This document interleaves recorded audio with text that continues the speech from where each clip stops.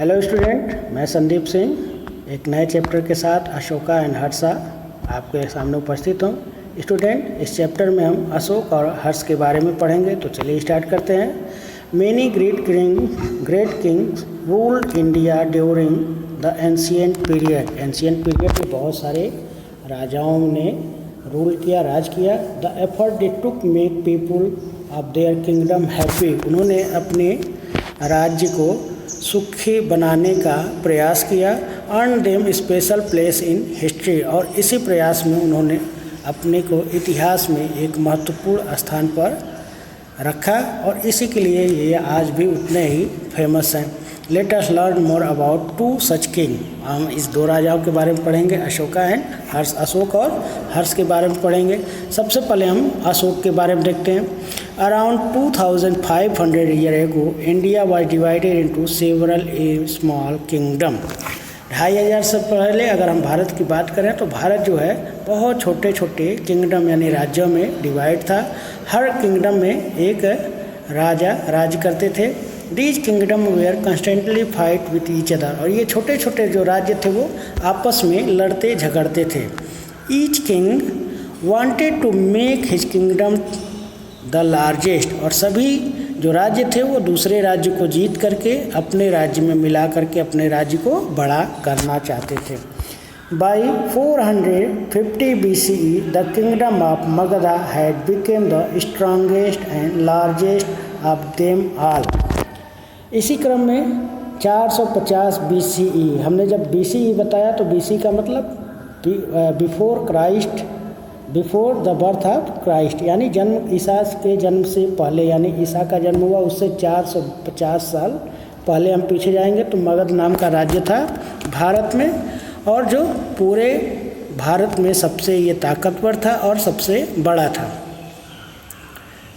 It was ruled at that time by king of Mauryan dynasty, और उस समय ये जो राज्य था वो मौर्यन डायनेस्टी, मौर्य वंश के द्वारा शासित हो रहा था। One of its greatest king was Ashoka, और इन्हीं में से एक अशोक जो था वो महान शासक था। How Ashok become king, Ashok राजा कैसे बना। Around the year 286 BC Ashoka defeat his brother and became the king of Magadh. 286 BC में अशोक ने अपने भाइयों को पराजित करके मगध का राजा बना। Some accounts say that when he was young he was very cruel person। कुछ किताबों में ये भी कहा जाता है कि जब वो जवान था, जब वो लड़का था तो बहुत ही क्रूएल, निर्दयी आदमी था। He attacked and captured the kingdoms of his neighbor and soon built a vast empire। उसने अपने आसपास के जितने भी राजा थे उनको पर अटैक करके, उनको कैप्चर करके उन्हें अपने राज्य में मिला लिया और अपने को, अपने साम्राज्य का विस्तार कर लिया। Look at the map given here, it tell how the big empire was. आप यहाँ पर देखिए कि ये जो भारत अशोक का जो एम्पायर है वो कहाँ तक फैला हुआ था। तो आप देखेंगे साउथ में कर्नाटका तक, और फिर नॉर्थ में बंगाल से लेकर के अफगानिस्तान तक, कितना बड़ा भारत जो था वो विस्तार था अशोक के समय में। द बैटल ऑफ कलिंग, जो अशोक की सबसे फेमस लड़ाई है कलिंग लड़ाई है। One of few kingdom that remain free was that of Kalinga, modern day Odisha. कुछ जो थे राजा की स्वीकार कर लिए, मतलब राजा जब हार जाते थे तो वो उस राजा की अधीनता स्वीकार कर लेते, जो जीतता था उसकी अधीनता स्वीकार कर लेते थे। लेकिन कुछ ऐसे भी राज्य थे, राजा थे जो किसी की भी अधीनता स्वीकार नहीं करना चाहते थे, वो हमेशा स्वतंत्र रहना चाहते थे, तो उन्होंने बहुत सारी लड़ाइयाँ लड़ी। It was rich and prosperous kingdom of Ashoka wanted to capture it. उन्हीं में से एक राज्य था कलिंग, जो आजकल उड़ीसा में है।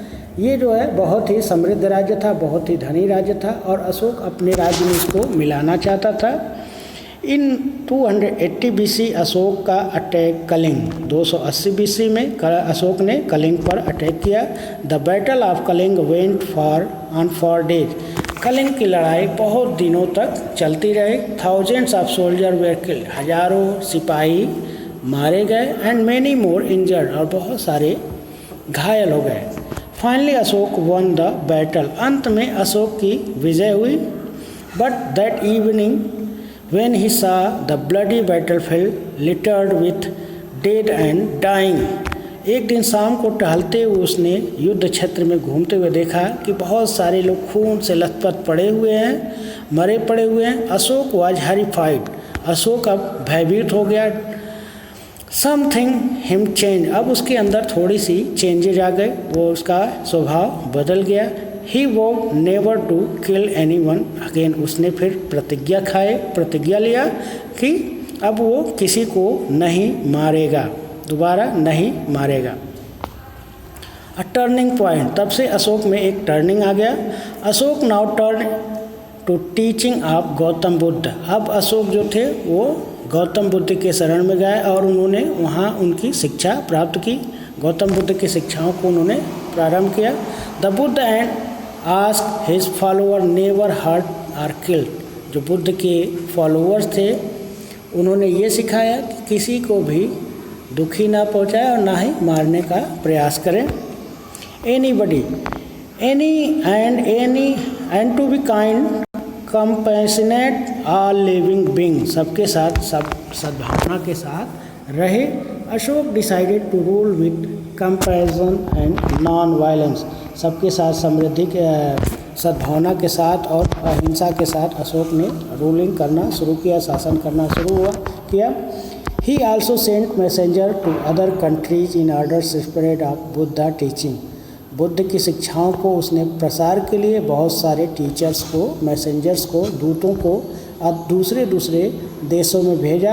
As a result of Ashoka's effort, और अशोक के इस प्रयास की वजह से Buddhism spread far and wide, Buddhism यानी बौद्ध धर्म जो है विदेशों में कई देशों में फैल गया। Ashok had start carved on rock and pillar and place all over his kingdom, Ashok ने अपनी जो शिक्षाएं थी उसने पत्थरों पर खुदवाया और अपने राज्य में कई जगह पर उसको लगवा दिया।